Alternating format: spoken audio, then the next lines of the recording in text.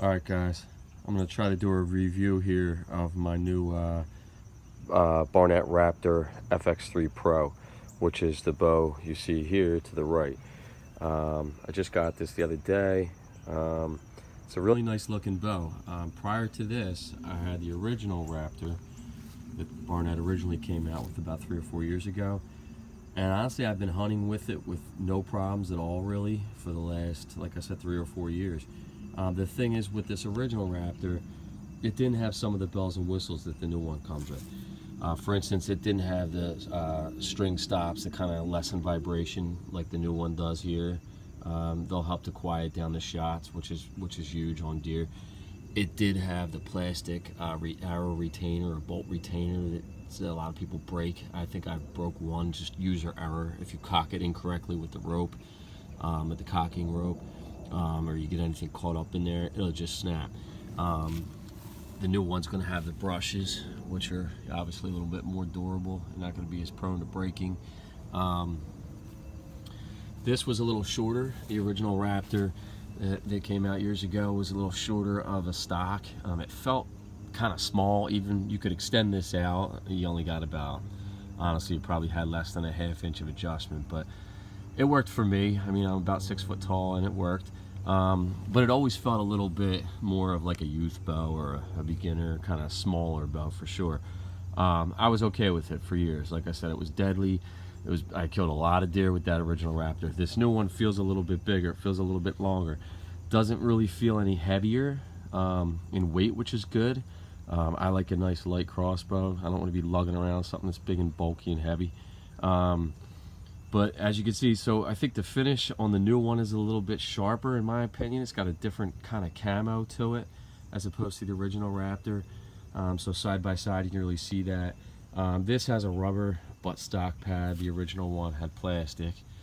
So they kind of upgraded that. The trigger assembly, what do they call it again? The trigger tech. I haven't even shot this. I literally just assembled it out of the box, brand new. So, but the trigger assembly is a little bit improved versus the old style.